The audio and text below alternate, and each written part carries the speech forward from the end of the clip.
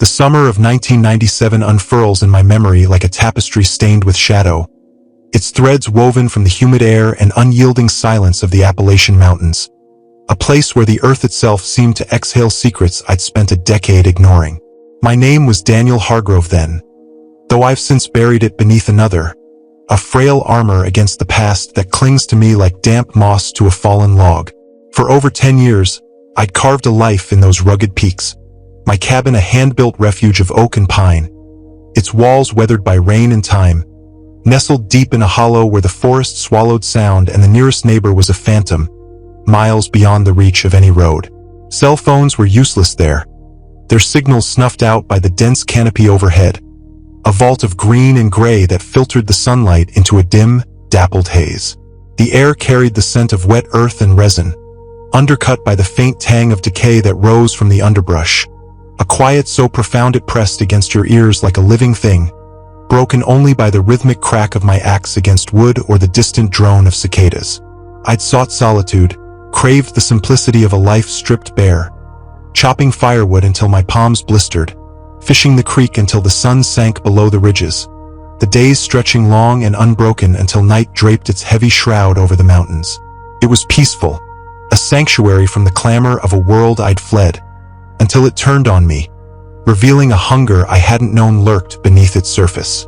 It began with Jacob Laramie, a name that still catches in my throat like a splinter, sharp and unyielding. He was an avid hiker, a wiry man in his 30s with a sunburned grin and a pack slung over one shoulder, someone I'd met a handful of times on the trails near my cabin, exchanging nods and small talk about the weather or the trout in the streams. He'd been threading the Appalachian Trail's sinewy paths for years, a man who knew those woods as intimately as I knew the knots in my floorboards, his boots worn from miles of rock and root. He vanished in late June, just a few miles from my doorstep, his absence a sudden, jagged tear in the rhythm of the familiar. Search parties descended on the mountains, their voices echoing through the hollows, sharp, urgent calls of Jacob, bouncing off the ridges, boots churning the leaf-strewn earth, flashlights slicing through the dusk. I joined them for a day, trudging alongside weathered rangers and anxious volunteers, my own boots sinking into the soft, loamy soil, the air thick with the scent of pine and sweat. We found nothing. No pack, no tracks, not even a scrap of the bright orange vest he'd worn on his last hike. Just the forest staring back, mute and unyielding, its branches swaying faintly in a breeze that carried no answers. The locals gathered at the gas station a few miles down the valley, their voices low over styrofoam cups of coffee, eyes darting as they dredged up old tales, stories of an entity, an ancient evil that roamed these mountains, a shadow older than the trees themselves, passed down through generations like an heirloom no one wanted. I'd heard them before, leaning against my truck while pumping gas, half listening as old-timers like Bill Grayson spun yarns about hunters who never returned, their campfires left burning, or children who wandered too far and left only silence behind. I'd dismissed them as folklore, the kind of tales spun to keep kids close to home, the ramblings of men who'd spent too many nights listening to the wind howl through the pines, their imaginations filling the gaps reason couldn't. But Jacob's disappearance stirred those whispers into a clamor, a chorus that seeped into the edges of my thoughts, though I clung to the rationality that had anchored me through a decade of solitude. People got lost, fell into ravines, met bears. That's all it was, I told myself, even as the forest's silence grew heavier, its stillness a weight I couldn't shake. A week later, doubt crept in, insidious and cold, like damp seeping through the floorboards after a storm. It was midnight, the air cool and sharp against my skin as I sat on my porch, a tin mug of coffee warming my hands, its steam curling upward to mingle with the faint mist drifting through the trees. The forest was alive with its usual nocturne, crickets chirping in a relentless hymn, an owl's mournful call piercing the dark. But then came a sound that sliced through it all, a howl fused with a scream, raw and guttural, echoing off the ridges like a wound torn open in the night's flesh. My blood turned to ice, a primal fear coiling in my gut, a sensation I'd never known in all my years alone. Not from the growl of a bear, not from the crack of a storm splitting a tree. It wasn't animal, not quite. It carried a human edge, a desperation that clawed at the air, yet too wild, too wrong to fit any creature I could name. I gripped the mug tighter, the metal biting into my palms, and waited, breath shallow, ears straining as the echo lingered, bouncing between the peaks before fading into a silence that pressed harder than the sound itself. For the first time, I felt small, exposed, a speck beneath the vast, unblinking gaze of the mountains. Morning brought no comfort, only questions carved into the earth.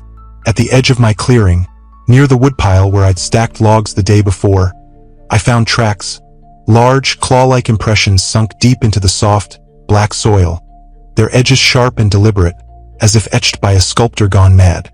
They weren't bare, too narrow and elongated, the toes too pronounced. Not human, too warped and wild, the claws curling like hooks into the dirt. I crouched, tracing one with my finger, the soil cool and damp against my skin, the imprint wider than my hand, deeper than any boot could press. They trailed from the woodpile through the underbrush, weaving between saplings and over roots, and I followed, my boots crunching over pine needles, the shotgun slung over my shoulder a cold reassurance against the unease that gnawed at me. The trail led to the river, a sluggish ribbon of black water winding through the hollow, its surface glassy and unbroken save for the occasional ripple of a fish or a falling leaf. There, the tracks vanished, swallowed by the current as if the water had conspired to erase them, leaving me standing on the bank, the air thick with the scent of wet stone and decay, the forest's silence a wall I couldn't breach. I scanned the trees, their branches tangling overhead, moss swaying faintly like spectral tendrils, and felt it. Eyes on me, unseen, unblinking, boring into my back from the shadows.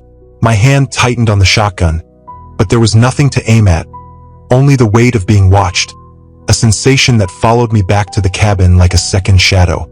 Weeks bled into one another, the forest turning against me in subtle, sinister ways that chipped away at the sanctuary I'd built. Footsteps circled my cabin at night, deliberate and heavy, crunching over the gravel path I'd laid years ago, snapping twigs with a precision that mocked the randomness of wind or wildlife. I'd wake to their rhythm, heart pounding, peering through the window into the dark beyond the lantern's glow, its frail light swallowed by the trees before it could reveal anything. Tools vanished from the porch, a hammer left by the woodpile, a coil of rope I'd meant to mend a fence, only to reappear days later, placed with eerie care on the steps, the hammer's handle still warm as if clutched moments before, the rope coiled tighter than I'd ever tied it. Strange symbols appeared on the trees near my property, crude carvings etched into the bark, circles bisected by jagged lines, triangles with claw-like flourishes, their edges fresh and raw, the sap still weeping from the wounds like blood from a cut. I'd run my fingers over them, the bark rough and splintered under my touch, the shapes foreign yet deliberate, a language I couldn't read but felt in my bones. I kept my shotgun close, slept with it beside me, the barrel cold against my thigh, one eye open to the darkness that pressed against the windows, a darkness that seemed to breathe, to watch, its presence a weight I couldn't name.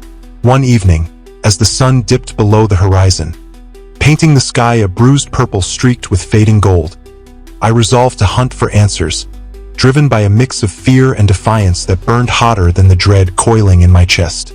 Armed with the shotgun and a flashlight, its beam a frail thread of light against the encroaching night, I ventured deeper into the woods than I'd dared before, beyond the familiar trails I'd walked 100 times.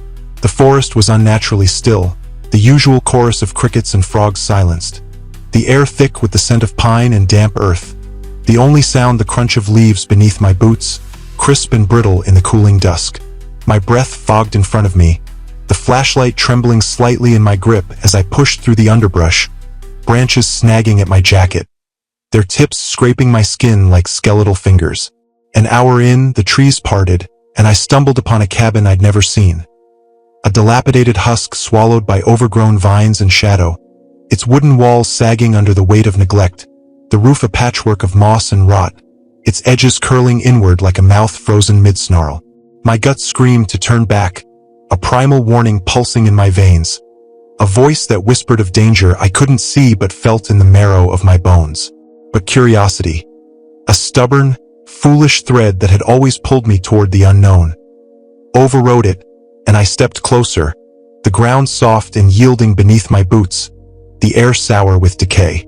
The door creaked as I pushed it open, a low groan that echoed through the empty space, a sound that seemed to ripple outward, swallowed by the forest silence.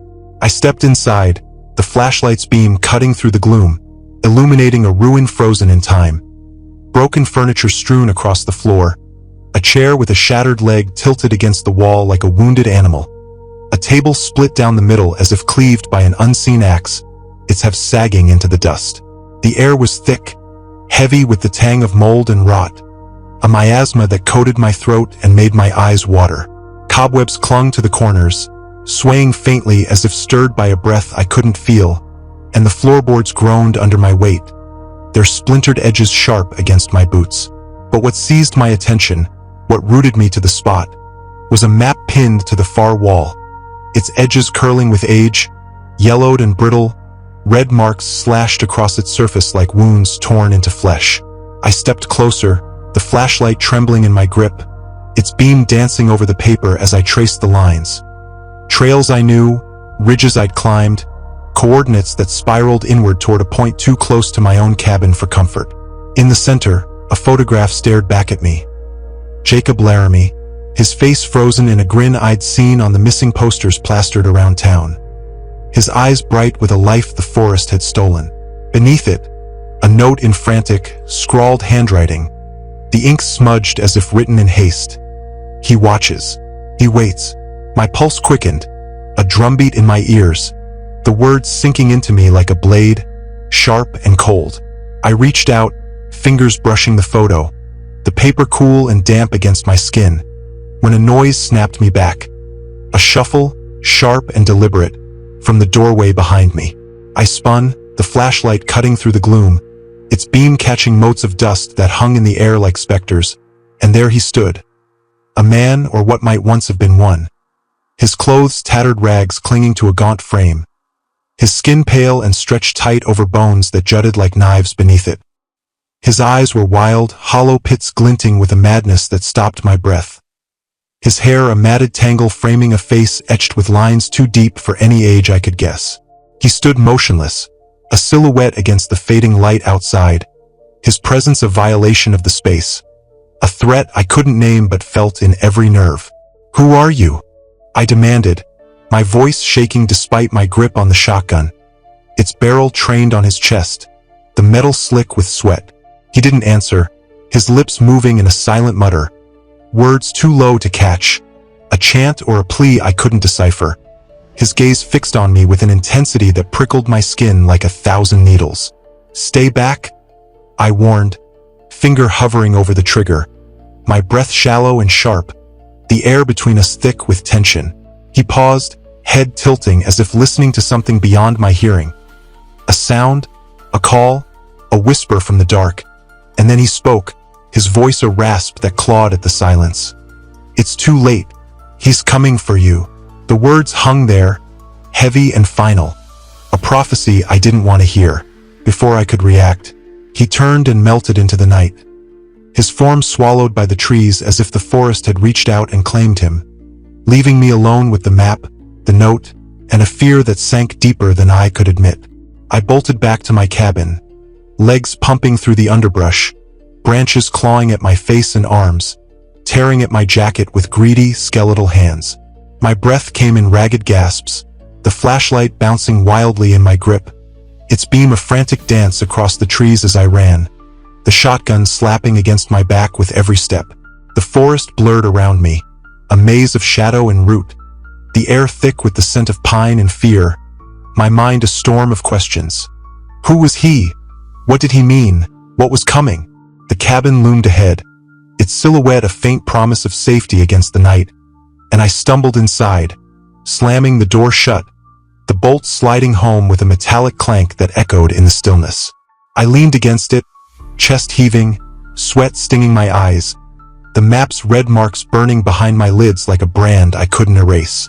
Sleep was a stranger that night, an elusive ghost that slipped through my grasp as I sat by the fire, shotgun across my lap, the flames casting jittery shadows that danced like specters on the walls. Every creak of the cabin's timbers was a gunshot in the silence.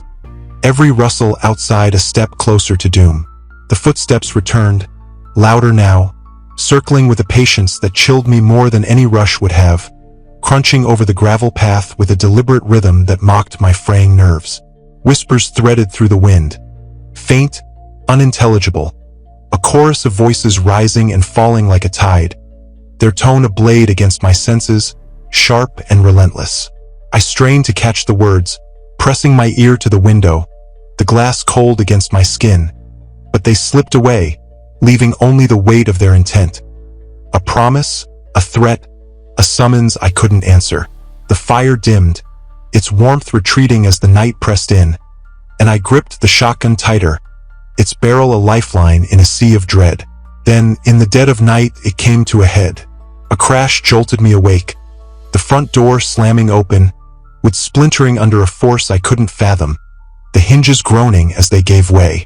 I leapt up, shotgun in hand, the stock slick with sweat, and faced the same wild-eyed man, his presence filling the doorway like a storm breaking over the horizon. His clothes hung in tatters, his skin smeared with dirt and something darker, his gaze a mix of terror and triumph that turned my stomach. He lunged before I could speak, a blur of motion and desperation, his hands clawing at me with a strength that belied his gaunt frame. We grappled, the shotgun clattering between us, my boots slipping on the floorboards as I shoved him back, his nails digging into my arms, drawing thin lines of fire across my skin. I twisted, aiming the barrel, and the gun went off. A deafening blast that shook the cabin, the recoil jarring my shoulder, the air thick with the acrid tang of gunpowder. He crumpled, clutching his chest, blood seeping through his fingers. Not a flood, but a slow, dark stain spreading across his shirt, pooling on the floorboards beneath him.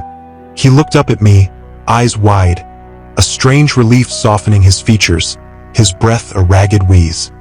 "He's here," he whispered, the words a final exhale before his gaze went blank, his body slumping into stillness. I stood frozen, hands trembling, the shotgun still warm in my grip, the echo of the shot ringing in my ears like a bell tolling the end of something I couldn't name. My breath came in shallow gasps, the room spinning as I stared at the lifeless form at my feet, the blood a dark mirror reflecting the firelight. But the horror wasn't over, it was only beginning. The cabin grew cold, an oppressive chill that sank into my bones, the fire dimming as if starved of air, its flames shrinking to embers that cast a feeble glow. The air thickened, heavy with a presence I couldn't see but felt, a weight that pressed against my chest, slowing my heartbeat to a sluggish thud. And then I saw it, standing in the doorway, a figure tall and shrouded, its form a void against the night, a silhouette carved from darkness itself. Its eyes glowed red, twin embers of malevolence that burned through the gloom, piercing me with a gaze that stripped away every defense I'd ever built. It radiated an aura of pure, ancient evil, a hunger that pulsed in the air, turning my blood to sludge, my breath to a shallow rasp trapped in my throat. I couldn't move, couldn't scream, my body locked in a vice of terror as it stepped forward, the floorboards creaking beneath its weight, each step a deliberate tolling of doom. The cold deepened, seeping into my marrow, my teeth chattering as I stared into those eyes, bottomless, endless, a void that swallowed light and hope alike. It raised a hand, long and skeletal, its fingers tipped with claws that glinted faintly in the firelight, and an invisible force seized me, lifting me off the ground like a puppet jerked by unseen strings. My back slammed against the wall, the impact jarring my spine, stars bursting behind my eyes as the air was forced from my lungs. I hung there, suspended, my limbs heavy and useless, the shotgun clattering to the floor far below. A voice echoed in my skull, deep and resonant, a sound that vibrated through my bones like a tuning fork struck against stone. "You cannot escape me. I am the darkness that haunts these woods." It wasn't spoken aloud, but inside me, a violation of my mind, each word a shard of ice driven into my thoughts. The figure stepped closer, its form shifting as if made of smoke and shadow, those glowing eyes searing into my soul, a promise of torment I couldn't unsee, couldn't unfeel. My vision blurred, the edges darkening as consciousness slipped away. The last thing I saw, its hand reaching for me, claws flexing with a hunger that stretched beyond time. I woke hours later, sprawled on the floor, the cabin silent, the cold lifted, the figure gone. The fire had died to ash. The room bathed in a gray pre-dawn light that filtered through the shattered door. The man's body remained, a grim anchor to the night's reality. His lifeless stare a mirror to my own hollowed gaze. His blood a dark, congealed pool beneath him. My head throbbed, my back ached where it had struck the wall. But I was alive, a fact that felt less like mercy and more like a curse. I staggered to my feet, the floorboards creaking under my weight, and looked around. The cabin was unchanged, yet irrevocably altered. Its walls no longer a shield but a witness to something I couldn't comprehend. I knew I couldn't stay, whatever that thing was. It wasn't finished with me. It had tasted my fear, marked me with its gaze, and left me breathing for reasons I couldn't fathom. I packed what I could carry, my hands shaking as I stuffed clothes, ammo, and a few cans of food into a duffel bag, the shotgun slung over my shoulder, its barrel still warm from the night's violence. I fled as the sun rose, a weak, watery light breaking over the ridges, casting long shadows that stretched like fingers across the gravel path. The cabin shrank in my rear view as I drove west, the truck's engine a low growl against the silence. My eyes fixed on the road ahead, never looking back. I settled in a small town across the state, changed my name to something bland and forgettable, tried to stitch a new life from the tatters of the old, working odd jobs, renting a room above a diner where the coffee was bitter and the chatter drowned out my thoughts. But the Appalachian woods didn't let go.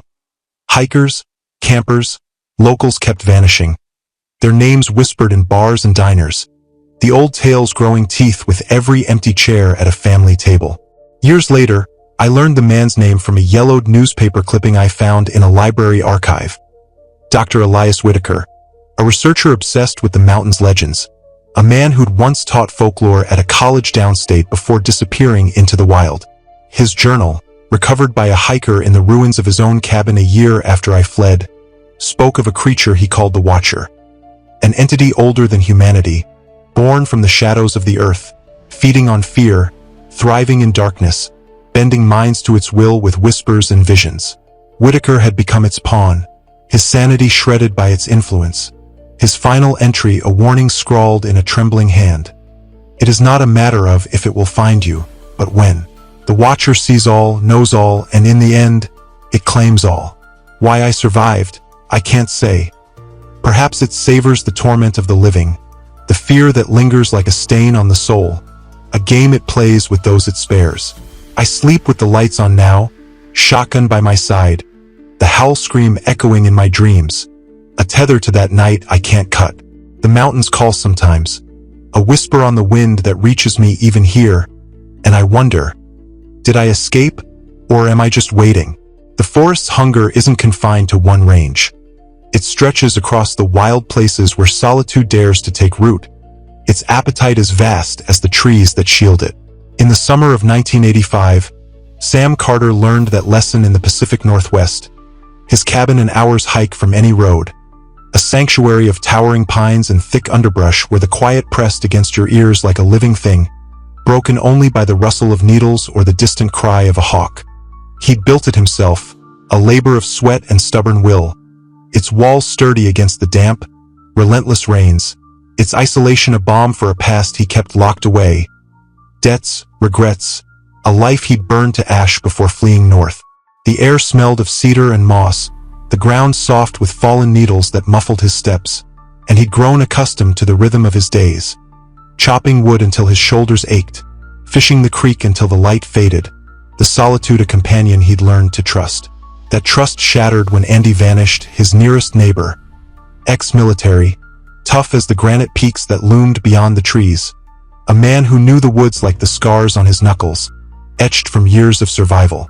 Andy's disappearance came without warning, a void that swallowed the usual rhythm of their sparse exchanges.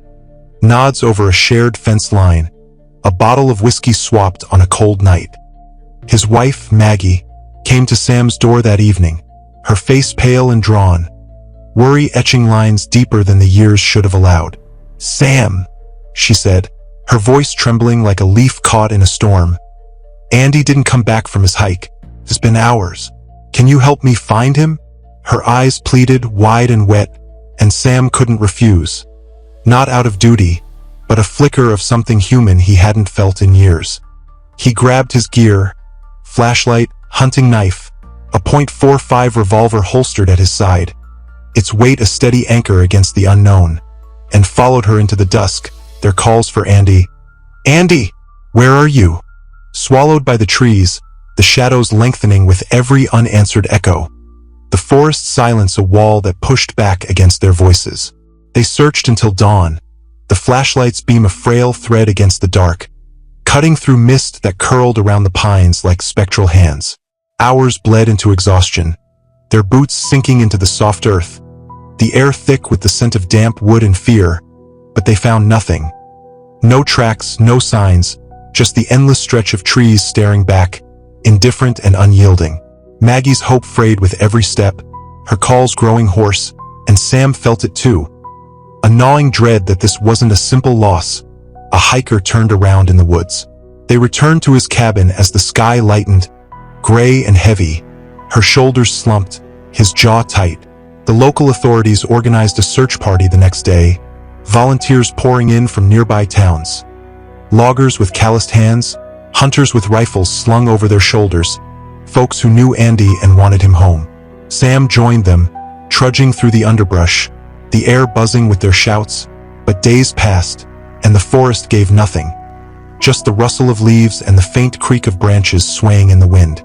Andy was gone, vanished like smoke, leaving only questions that hung in the air like the mist that never quite lifted. More disappeared after that. Hikers with bright packs and maps, hunters with rifles and confidence.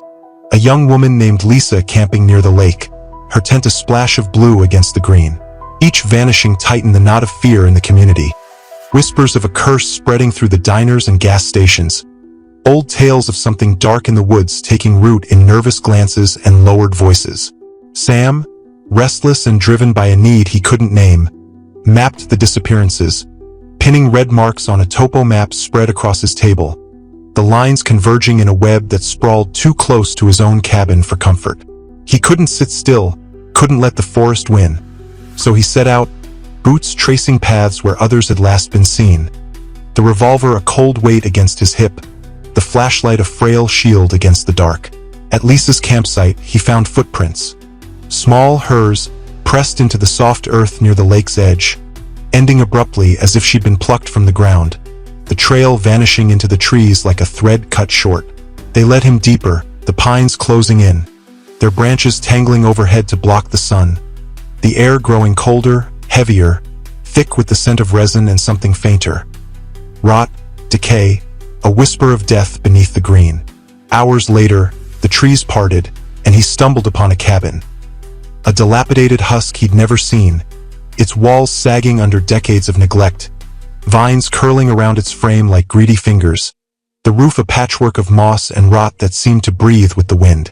The air was sour, thick with the tang of damp wood and decay, and his gut screamed to turn back, a primal warning pulsing in his veins. But he pressed on, the door creaking open under his hand. A low groan that echoed through the empty space, the interior a ruin of broken furniture and dust.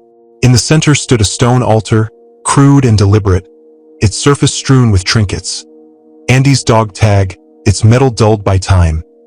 Lisa's bracelet, a thin silver band glinting faintly in the flashlight's beam. A hunter's knife, its blade rusted but sharp. The air grew heavier, the scent of rot sharpening, and Sam's heart pounded as he realized what it meant. Someone, something, was taking these people, collecting them like trophies for a purpose he couldn't grasp. A noise snapped him back. A shuffle, sharp and deliberate, from the doorway. He spun, revolver drawn, the beam catching a figure, tall and gaunt, his wild eyes glinting with malice, his clothes tattered rags clinging to a frame too thin to be human yet too alive to be anything else. "You shouldn't have come here," he whispered, his voice a dry rasp that slithered through the air, his lips curling into a twisted grin that sent chills down Sam's spine. Now you know too much. He lunged, a flash of steel in his hand.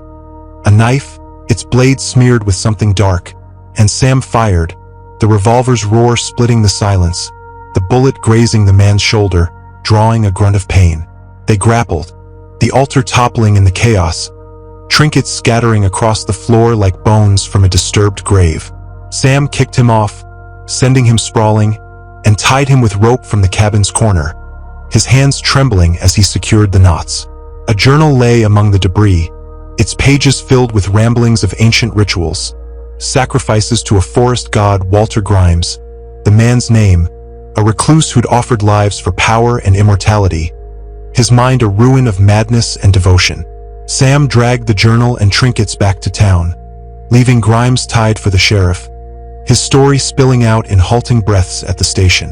The authorities took him, charged him with kidnapping and murder, the evidence undeniable. Andy's tag, Lisa's bracelet, a dozen others linked to missing names. The community exhaled, a fragile relief settling over them, but it didn't last. Days after Grimes's arrest, the whispers returned. Shadowy figures in the woods, voices on the wind, a low wail piercing the night that sent chills down Sam's spine. A sound too mournful, too alive to be human. He fled the cabin, moving closer to town, but the memories clung. Andy's absence, Lisa's bracelet, the altar's cold stone. The forest wasn't done. Whatever Grimes had awakened lingered, its hunger unsatisfied, waiting for the next soul to wander too close. In the Pine Barrens of 1995, Thomas Reed inherited a cabin from an uncle he barely knew, its moss-covered walls a retreat from the city's clamor, the forest a sea of golden leaves whispering secrets he'd yet to hear. He moved in during the fall, the air crisp and invigorating. His days filled with chopping wood, fishing the creek, and exploring the vast wilderness, the solitude a balm until it turned sinister. Footsteps circled at night, deliberate and heavy, crunching over gravel and snapping twigs. Objects shifted. A mug left on the porch found by the woodpile, a knife moved from the table to the steps. A sense of being watched pressed against him, unseen eyes boring into his back. One evening he ventured deeper, stumbling on a trail that led to a clearing. An oak tree, gnarled and ancient, its branches skeletal against the sky, its base ringed by a stone altar etched with symbols, candles long extinguished casting an eerie stillness.